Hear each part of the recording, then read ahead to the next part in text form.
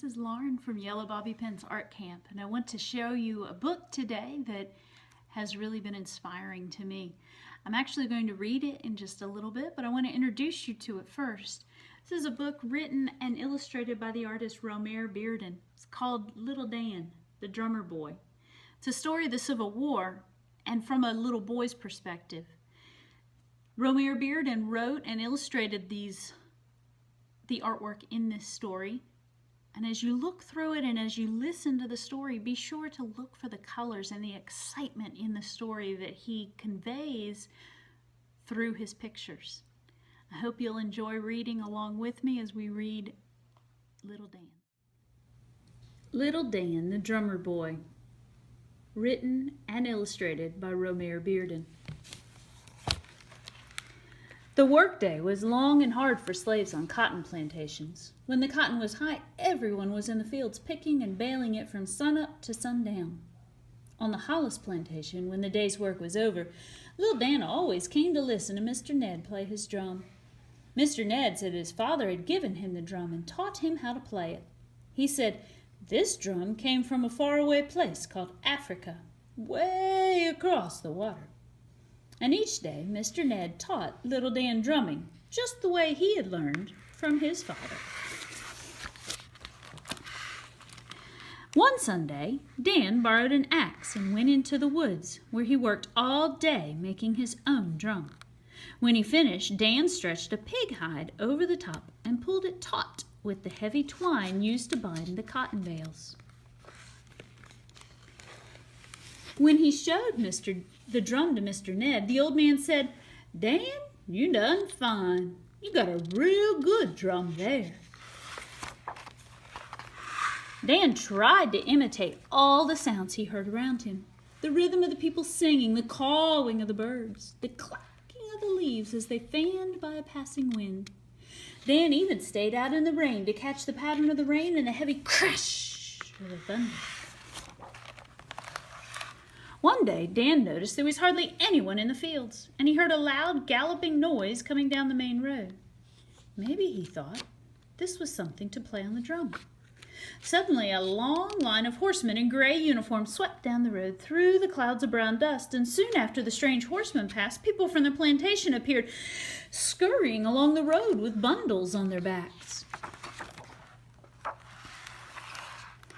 Dan ran up to the big house where the master lived and found many black men in blue uniforms. What could have happened, Dan wondered. One of the men in uniform, whom Dan heard the other men call Captain, came over to Dan. "What is your name, little boy?" Dan said, "My name is Dan." "Where are your mother and father?"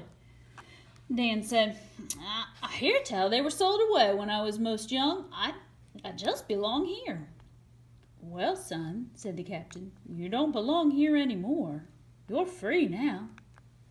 Dan asked, "What did that mean?" "It means you can go anywhere you like. We've been fighting a civil war against the southern slave masters, the rebels, for over 3 years, since 1861. Last year, President Lincoln declared all the slaves free. The rebels don't want slavery to end, so they keep fighting. But we just beat them back. Many of these soldiers were slaves, just like you. Now they're fighting for freedom." Now Dan was confused. If he could only find Mr. Ned. After the soldiers gave him some food, he decided to follow them as they marched away. Somewhere along the way, he might see Mr. Ned. The soldiers came to know little Dan. One of them, named Scipio, said he had a little boy same age as Dan. Scipio said, "One day I'm going back to where I came from and find him." Soldiers came to a place where a large engine was waiting, snorting steam and thunder. It reminded Dan of the dragons and the stories Mr. Ned used to tell him. Dan was so frightened that Scipio lifted him onto his wide shoulders and carried Dan into the train. He said, "Dan, be brave. You're the mascot now for Company E." The trees, the cotton fields, the houses all whirled by until the train stopped at a place where there were rows of tents. Scipio told Dan it was called a bivouac area. "We'll drill here a while," he said. Dan watched the soldiers drill every day. Often he would creep behind a rock and see the cannoners fire round balls that burst into clouds of fire almost a mile away. In the evening, Dan played around the campfire. The soldiers enjoyed listening to little Dan play his drum.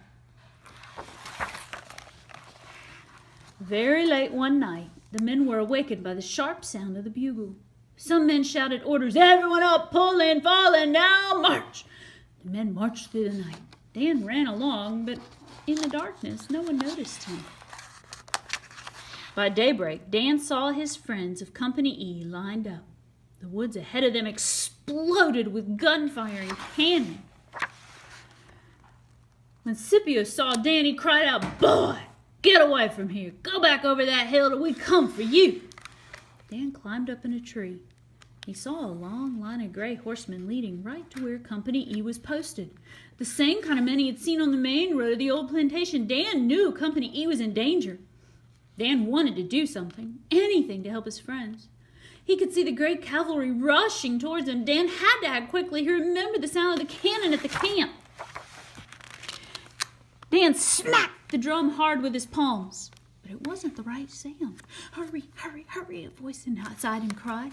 Dan broke off 2 sticks and hit the drum sharply with them. Smack, smack.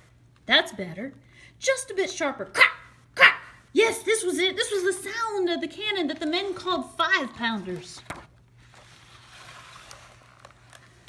The lead officer of the cavalry heard this sound. He raised his arm to halt the charge. "Turn back, boys," he cried. "We're riding into a heap of cannon. We'll attack down that far road." With that, the men in gray turned and galloped away. The soldiers in Company E ran cheering towards little Dan. Big Scipio took Dan in his arms. "Dan, you and your drum surely saved us." When the battle was over, General William T. Sherman himself asked to see little Dan. "Dan," the general said, "I learned of your heroism today. Also, what good use you made of that drum of yours. Now, Dan, I want you to be a drummer in our Army's drum corps. And listen, Dan, you play your drums in your own way." And that's exactly what little Dan did. The end. You can also listen to this CD read by Maya Angelou.